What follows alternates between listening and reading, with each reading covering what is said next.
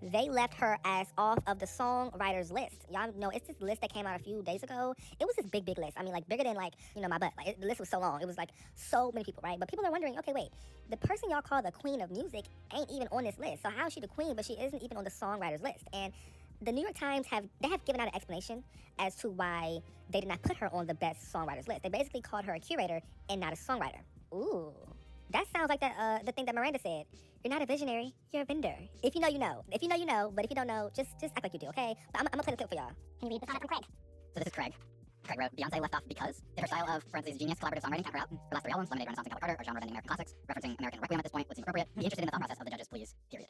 Those old ideas, I can tell you mine. buried here. Yeah.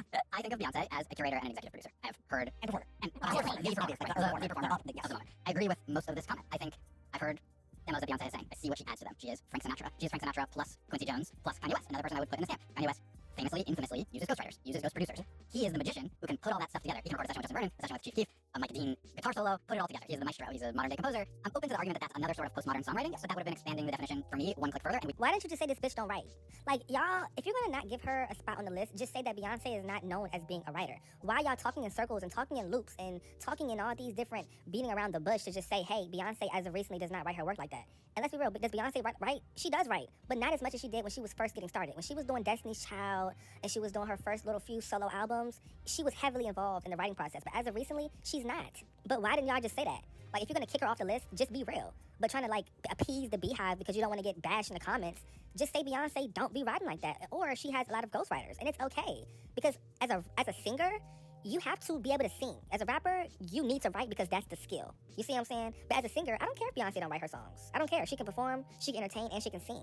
So therefore, I don't really need her to do all that. But is Beyonce a curator? Yes, Beyonce is definitely more a curator. Like she's more of a world builder, you know? And she's really good at, aesthetics and building on aesthetics and creating a language around a certain topic. And, like she's really good at that. But when it comes to actual songwriting, no. But her pen is strong when needed. Let's not play around. Moving on to Cardi B, it seems like Cardi B is gearing up for the next round and wave of her Grow Good company. So somebody said that Cardi B needs to hurry up and restart Grow Good and make the products unlimited while at it.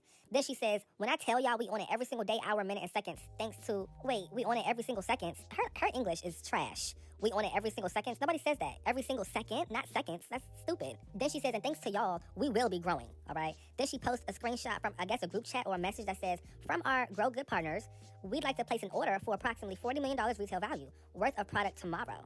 And then they said a 50% deposit is required in order to, get this stuff moving. And as you can see, she blurred out the actual cost of the deposit. And people are saying, oh, the cost must be $20 million. Y'all, okay, retail value does not equal cost of goods, so it's probably still in the millions. But I promise you, like, when it comes to the number, it's not $20 million. I don't think it's $20 million deposit. That's not really how that works. But regardless of what the number is, this shit just looks tacky. Why are you posting behind-the-scenes business deals? Who does that? Like, you don't do this, okay? A simple tweet would have been fine. But then now you're airing out how much you're going to get in value for your next drop. Then you're going to be airing, like, you don't do that. You don't do all that sharing messages and screenshots. Why are you posting that? Okay, like, you need to just move in silence and pop out. Why are you posting, we finna be stocking up worth $40 million of our hair care company products? We don't need to see that. No other celebrity brand does this. Nobody, even people who don't make as much as that, does that. Okay, that's not, that conversation is not for the fans. Cardi B is so pressed to look lit, so pressed to look like she's really winning, and she doesn't care how classless and how tacky it looks, okay? This just showed me that all you care about is just flexing the money you're making from the brand, okay? You want to just flex. And I'm not saying you can't flex, but boo, you don't post that, okay? Also, the reason why you don't post that stuff is because the fans, they don't get that side of how business works. So when they see $40 million in value, they think, oh, she finna get $40 million all to herself. She finna sell out all that money. That's not how that works, okay?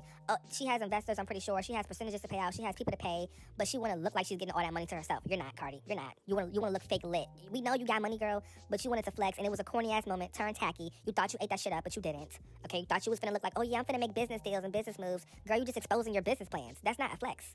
Like, a real business owner would never post that. Like, that's embarrassing. If you run a business and you watching right now, you know you don't give out that type of sauce for free. You don't post screenshots of deals for free online with your business partners. You don't do that. Moving on to Bad Girl Riri. It seems like online, they're trying to bash her and call her industry plant. Rihanna is so trash, she can't perform.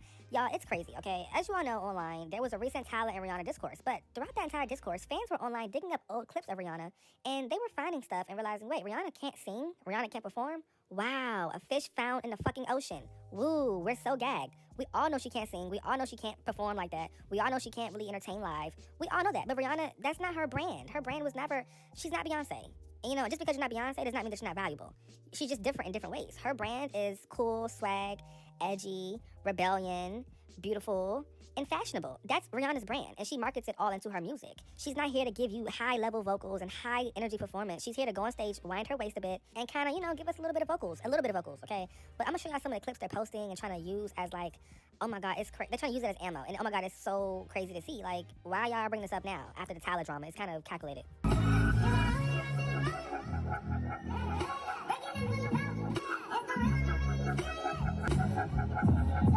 People are saying that Rihanna, the way she has mastered pretending like she's overcome with emotions to make up for not being able to sing. So she started fake acting like she's gonna cry or fake acting like she's so, you know, like into the song because, you know, it's a way for her to cop out of being able to sing live. Y'all are messy, but low-key, I can see that though. I can kind of see what y'all talking about. But I think honestly, y'all gotta leave her alone. We know what the tea is with her. And let's just stop trying to beat up Rihanna. Her career is over. She's retired now. Like, even if she can't sing, it doesn't matter. Okay, she's done. Moving on to Michael Jackson. Michael Jackson is expected to chart at least 4 singles on this week's Billboard Hot 100. Number 17 is going to be Billie Jean. 29, Human Nature. 31, Beat It. 38, Don't Stop Till You Get Enough. Ooh, okay. MJ fans is really happy right now because he's going big, going double platinum plaques. In my personal opinion, this is great. But I don't know why we don't see Smooth Criminal in here. Why don't I see Bad? Why don't I see some other songs that are better than these songs, okay? I don't know. Maybe I guess these songs were just a lot more featured in the film. I haven't watched the film yet. Okay, so be easy on me. Don't get on me because I will strangle you through the phone. Okay, you want to play with me? Come on, we can get jiggy with it. Okay, but you know, I don't know. I'm gonna see it soon. But let's chat. Moving on to Bia. Bia has outstreamed every song in Cardi B's catalog yesterday on May 8th, excluding I Like It. So after spending the past year dragging her beef with Bia and claiming nobody could name 5 Bia songs, the diss track that she used against Bia is now pulling less than 86,000 daily streams on Spotify. But Bia's song, We On Go, has been trending on TikTok. It has a lot of videos. Like, Bia is kind of having a moment right now, okay? And no shade, but I kind of blame Cardi B. You know, Cardi B, every single night, she's giving Bia free promo. She's saying name 5 Bia songs. Therefore, people are going to continuously keep her name alive. That, like, she low-key lost. Cardi low-key lost, okay? Bia is doing good. Her numbers are popping. And, you know, We On Go has been really trending. If you haven't heard it, it's a really good song. You should go play it. Like, you know. But low-key, though, this beef kind of got overplayed out. Like, I'm sorry. The beef between Cardi B and Bia got boring a long time ago. It got boring. You know, it just got kind of boring. And even after Cardi B responded, like, Cardi B's diss wasn't even really that, like, you know, interesting. You know, I guess Pretty and Petty was supposed to be like this, like, They Not Like Us moment. You know, like this big crazy diss moment, but you're not Kendrick, girl. You're not Kendrick. Okay, you didn't eat that up. She wanted a They Not Like Us moment, but it was just given They Are Like Us, and this is not it. Moving on to The Baby. The Baby song Pop That Thing is expected to reach a new peak around number 26 on Billboard's Hot 100, and it's going to be up 18% in points this week. It will mark his highest Hot 100 entry since 2021, over 5 years ago, okay? And this is very good because it shows you, like, you know, as long as you don't quit, as long as you don't give into what people are saying about you, you can still win. People are saying, oh, The Baby's over, he's canceled for good. Not really. I didn't feel like it was for good, but people definitely, you know, stopped liking him. Now, people all blame it down just on that incident of him being homophobic, but I feel like just in general, his career was already going to have a downfall because he was just becoming, like, low-key lame at a certain point. Like, it was just, the music wasn't hitting no more, and people could just tell. Like, people can always tell when the quality isn't the same or it just isn't quite hitting, you know? So to see this is dope. Like, 26 on Billboard, baby. And, you know, this is good. Now, I love Pop That Thing. Pop That Thing is low-key catchy, but it's kind of becoming overplayed. You know that song, if you hear a song, it's always on Reels, always on TikTok, always in the Get Ready With Me background audio. It just becomes very played out. Like, but this song is cute, but I can see it definitely getting played out. You know, one song that's being overplayed right now is Me and You by Tim's. That Me and You song by Tim's is overplayed. Wow, wow, wow. Moving on to Nicki. Justin Bieber and Nicki Minaj's Beauty and the Beast has now tied Paint the Town Red by Doja Cat as the second female rap song for the most days at number 1 on the global Spotify chart. Damn, Doja, move over, ho. Your record finna be snatched. Yep, I know Doja somewhere crying like, oh my gosh. Yeah, see, girl, you thought she was at number 1 for forever. But that's the thing about records. They can always be broke. Okay? Now let's get into the tea, okay? Which song is better, Paint the Town Red or Beauty and the Beast? Okay, I definitely am gonna go with Beauty and the Beast. Beauty and the Beast just has a better, like, you know, feeling to it. Paint the Town Red is just very, it's just not as fun, you know. And the nostalgia with Paint the Town Red is non-existent. Beauty and the Beast has a very fun, nostalgic feel to it, and it's just amazing. It's just really, really, really exciting, and it's just really, really, really, really good. And I just love Beauty and the Beast so much. And also, I think Paint the Town Red, in my opinion, it was just genuinely, I'm not gonna say it was a cash grab, But I will say that Paint the Town Red just doesn't have that genuine, like, Doja Cat feel. You know, I think a genuine Doja Cat feel is Say So, Need to Know. Paint the Town Red just gives, okay, how can I use this sample to make as much money as possible? And it just wasn't really a genuine, like, moment of, okay, this is a real, you know, genuine vibe. Even Doja Cat herself said that she hated Paint the Town Red because her label only wanted her to put it out. You know, it was a cash grab song. You know, Doja Cat said that she made cash grab music. So that, you see what I'm saying? But I think something about, like, the whole, like, Beauty and the Beat era just felt so organic and fun, you know? Moving on to the Nicki Minaj clone, aka Trim. So Nicki Minaj's clone Trim was at Rolling Loud, and she was performing on stage, and people were saying that she was a hot mess. I mean, they said that she was looking crazy on there. Like, it was just a whole conversation. They said, how you copying Nicki Minaj, but you look crazy?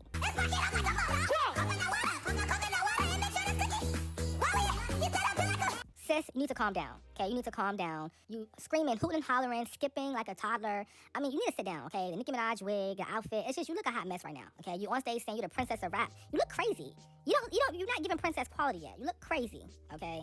That's the problem. You're so caught up in trying to be the princess, you need to worry about perfecting your craft first before you want to get all these titles, boo. Okay, like, come on, let's fix this. Now, me personally, people are going on her because they said that, okay, she's copying Nicki Minaj's hairstyle. You're biting everything Nicki is doing. No, she's not. Nicki Minaj would never go on stage like that looking crazy, sounding a mess too. Okay, I don't know. Okay, that was a freak show. That was an accident. That was a mess. Okay, but I will say the hairstyle does look cute on her, but it just definitely gives a Nicki Minaj clone. Okay, Latto fans have got to be one of the slowest fan bases on earth. Okay, y'all need to get a check every month. Okay, it says that Latto has worked with artists that people dream of, which makes her able to retire. Okay, they said that Latto, you can retire, girl. You work with this person, that person. You are good. You did that, big mama. What? Y'all are crazy. They said Mariah Carey, Christina Aguilera, J-Lo. How is J-Lo a flex? Anyway, Drake, Lil Wayne, she even worked with Rakim. That's more than some artists get in a lifetime. You did that, big mama. No, she didn't. No, she did not. Why are we going to use J-Lo as a flex? Okay, Christina Aguilera, what is this, 2004? 2006? No. Mariah Carey, okay, that's because she stole her song. No shade, Mariah only collaborated with Latto for that Big Energy remix to put the attention back on Mariah Carey. No shade, okay? No shade. Let's be real, okay? Lil Wayne, that song was a flop. That song was a flop, okay? The only decent song I can say was that Drake feature, and that's about it. Like, that's the only decent listenable song that Latto has with features, okay? So let's not do that. Let's not play. Let's stop acting like Latto can retire. Let's not play these games, y'all, okay? I will not fall into the propaganda that Latto can retire freely. Okay, and comfortably. No. I don't care who she worked with. I don't care if she worked with Martin Luther King. Okay, I don't care if she worked with MJ himself and brought him back from the dead and did a song with him. Girl, I don't care. Get your ass in the studio and work harder. Okay, you can't retire, boo. Come back. Actually, no, you know what? Stay over there. Don't come back, girl. You know, like, thank you. Moving on to Nick Cannon. Nick Cannon reveals that he always spends Mother's Day with his mom, not with any of his 6 baby mamas. As you all know, today was Mother's Day, and he says that it's not baby mama's day, it's Mother's Day. Okay, see, that's the problem here, okay? Aren't the people that you have kids with called mothers? Okay? And mind you, the word baby mama has the word mama in it. Therefore, mama means what? Mother. So, you know, this is sad. If you can't spend Mother's Day with your children's mother in some capacity, in some way, and that's just not good. Like, if you have at least a few of them, you can stop by a few of them house, right? But see, Nick Cannon has so many that, you know, he'll be doing a world tour, okay, for one day. So therefore, he has to just cop a plea and just, you know what, I'm gonna go to my mama's house. Okay, I'm gonna go to my mom's house. The mom who failed me, okay? The mom who told me that I was okay with having 8 to 9 baby mamas, all right? And unfortunately, mamas like this enable that stuff. Now, he is a grown man. He is. Trust me, I know that. He do what he want. But mama should have told you after baby number 3, that's not cute. That's just not cute, okay? That's just sad. Moving on to Glorilla and Megan Thee Stallion. As you all know, there was a conversation a few months ago about how Glorilla be copying Megan Thee Stallion's looks, her whole entire aesthetic, her vocabulary, her style, everything. They said that Glorilla wants to be Megan Thee Stallion, okay? That was a few months ago, right? But that conversation is coming back up. Glorilla has recently did a video for the Pop That Thing music video, and the video is her in there, and she's doing her thing. She has on a hat. She has on, a wig, of course, makeup done. But people are saying that, Glorilla, why are you morphing into Megan Thee Stallion? Now, I played the clip a few times, but I don't see Megan in this, okay? If anything, I see Sierra. Sierra is the originator of that, snap back on the head with the wig aesthetic. Megan didn't make that up, okay? That's not Megan's look. Now, does Megan Thee Stallion wear hats? Duh, yeah, she wears hats, but I wouldn't say, Glorilla is copying Megan. I don't see that at all. Y'all may see it, but comment down below. Do y'all see it or no? Or am I tripping? But I think that, honestly, y'all, I can't even say anybody's really copying anybody anymore because they're all biting off of everybody, okay? They're all copying each other. They're all biting off of one blueprint, in terms of what it is they're wearing, how they're acting, what they're talking about. Everybody who's a rap girl right now, except for JT, in terms of the newer girls and stuff, they all have the same tight clothes, BBL popping out the panties. I mean, just those crazy tight, invisible tops, just insane. It's just insane. It's over the top. It's giving night worker. And I don't think that we can try to say, oh, this person's copying that now. Because if everybody's wearing the same thing, who copying who? Okay? But all right, y'all, be sure to leave your comments down below. I want to hear your opinions, your honest thoughts. Don't be sugarcoating nothing.